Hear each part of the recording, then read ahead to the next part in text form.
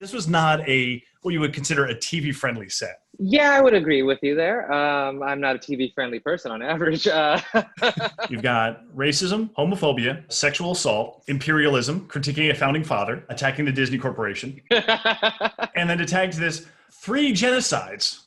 I did bring that up. A lot of work goes into a short late-night stand-up set. Join me, JP Buck, as I spotlight the comedians who came up with some of my favorite Conan sets. This is The Setup. Please welcome the very funny Solomon Giorgio. Usually I have a story of like the first time I saw this comedian, and I don't really have that for you because for me it was the first time I heard the reaction to this comedian. Let's tell the story from the beginning, JP. You were in the bathroom while I was on stage. Let's back it up even a step. Let's back it up a step. So the Meltdown comedy, Meltdown Comics, was a comedy. It was a comic book store that Kumail Nanjiani and Jonah Ray used to host a show every Wednesday in the back storage room, and it became the best comedy night in Los Angeles, and it ran like that for a number of years. Yes. Whatever I had seen, I was going to take a break, and so I stepped out to use the restroom, and it wasn't even 10 seconds after I closed the door behind me that the audience lost it. And I just thought, I've got to get back out there and see what the heck is going on. And I come out, and it's you destroying on stage. I got off stage, and I think I went to the bathroom and came back. And Emily Gordon, who also one of the producers of the show at the time, she was like, "Hey, Solomon, by the way, the booker from Conan was here." I'm like, uh-huh. And he asked me for your email, and she asked me if that was okay.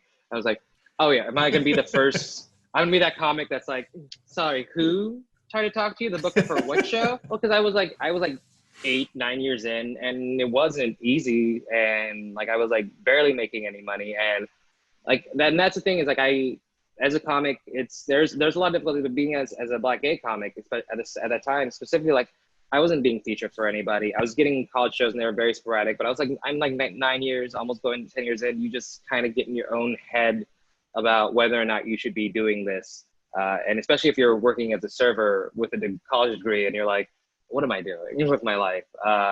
And this was just a quintessential moment that made me understand that I am doing the right thing. I'm good at what I'm doing, and I don't have to be a server forever.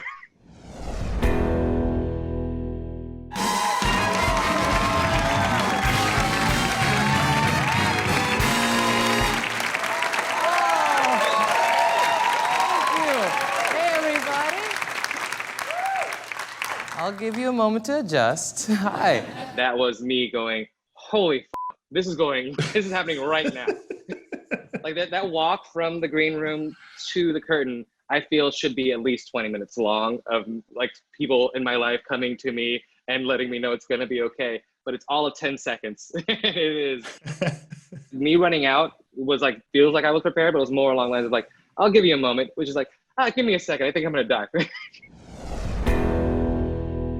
My name is Solomon Giorgio. That is my real name. It's a very beautiful name for a very beautiful man. My last name, Giorgio, is Italian. I am Ethiopian. Some people wonder, how does an African get a European last name? Well, it's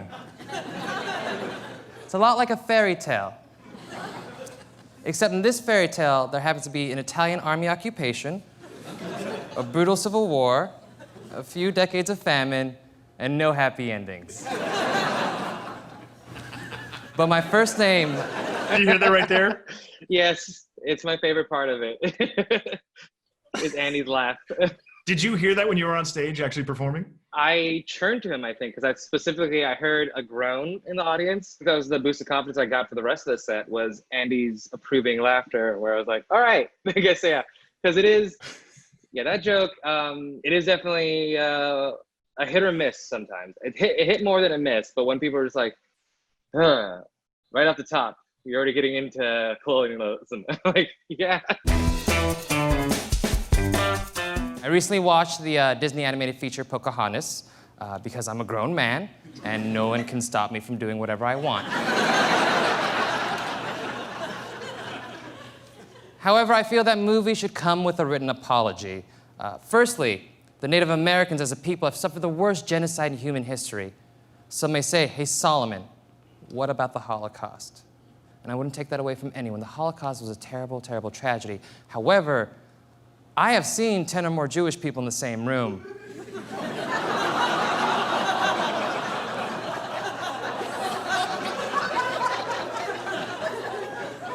I haven't seen 10 Native Americans in my life.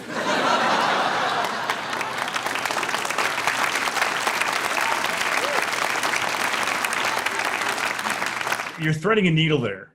Yes. When you're basically trying to qualify the difference and quantify the difference between both, multiple Holocausts here. I think for me, there's sort of like a need of comprehension of the weight of what happened in this country. Sometimes I feel like whenever we talk about Native Americans or in general, whatever happens in this country, we always find ways to say it's worse in other places. And I'm like, no, it's not worse in other places. It is just as bad here.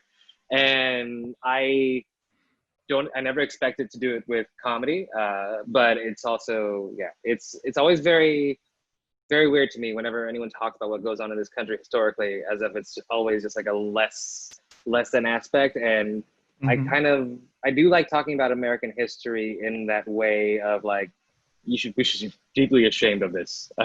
I definitely want the joke to exist, but I also want the joke to have a nice little layer of like, you should not be happy this ever happened. There's a national reckoning of history and what, how white people have been benefited from the persecution of a lot of others. And I think that this has been going on for a long time, but just to see you in a short 5-minute set, being able to sort of hold up a mirror and say like, and you always have a way of being a little bit silly at times. And you'll tag a joke, and there's a tag in here, but it comes after the applause break. So you didn't even need it, but yet it's still so great that you had that built in. Yeah, I can't help it sometimes. I'm too strict on the writing. We used to live right her. I know what I'm saying sometimes is always just a lot for people, so I kind of have to be like, well, here's a nice little dumb bit. I kind of have to lift the weight a little bit. I can't just have people walking out morose every time I do a bit. Secondly, Pocahontas was a real person in this nation's history. She looked nothing like the Disney character because she was hella busy being 12. She was sold to John Smith and his men, suffered years of sexual assault, witnessed the death of most of her tribe, and then shipped off to England to die a young death due to smallpox.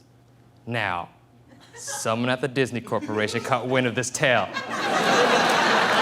A complete 180. Like you're going down such a dark road, and yet so quickly turn around. It's probably the most most benefit I ever had doing comedy ever was doing this bit was like a understanding of where people can go away and not be okay with you doing a bit, and where you have to be a certain amount of silly and a certain amount of serious. And this joke has benefited me the remainder of my career since, because it's the best comprehension I ever had of my style of comedy. And they thought, hey, how do we make this family friendly? I got it. Get rid of that part where white people look bad, because that is just gross. Then we'll throw in some singing, some dancing, and a raccoon, huh?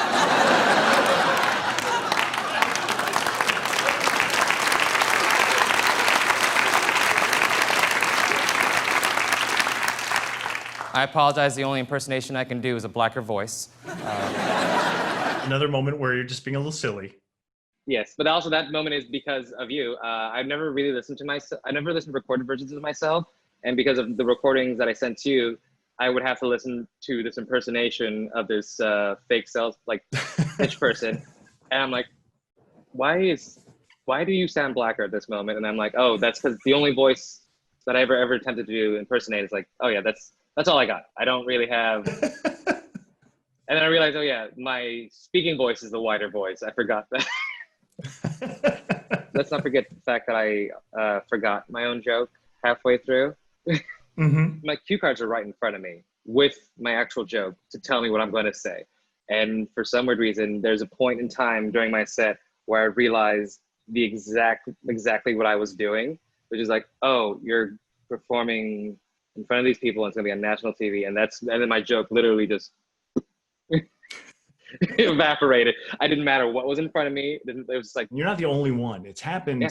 It's happened a handful of times. that's why I'm always going to be so grateful to that Conan audience, because the immediate need to make me feel good when I said I forgot my own joke, and like and it's missing an applause break from there because it was an audience applauding me to remember my own joke instead of being like, "Hey, you idiot! Why did you forget?" There's like, "No, you got," like they say, I'm like, "I remember it now." The joy that came out of everybody's face. But what other movies do they have?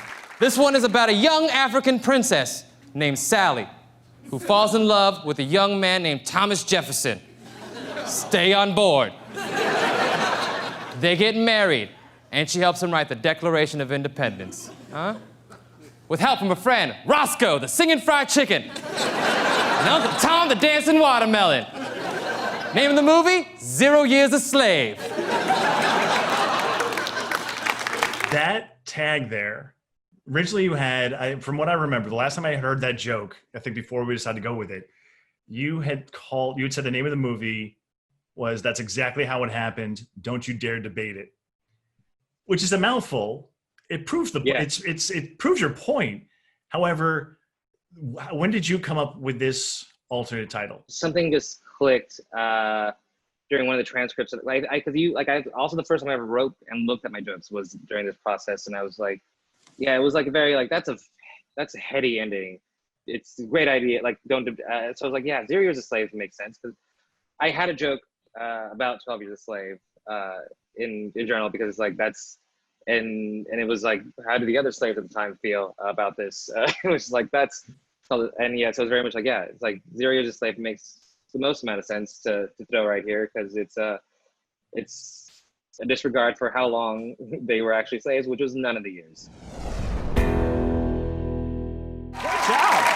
That was terrific.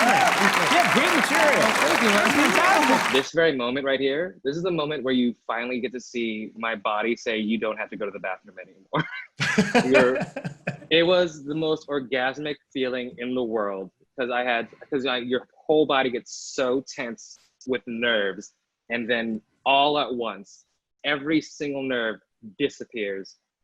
You have an audience that loves you, and you have your hero coming up to you at the same time. And it's just, I wish people can understand the level of joy you can get out of these situations. It's better than tantric sex of a feeling when you're done. Like, it's just, there's not enough drugs in the world to relive how high and great I felt in this very moment. So I'm gonna be happy to have gotten to do it. And I will do it again, and I also don't recommend it, but I also recommend it highly.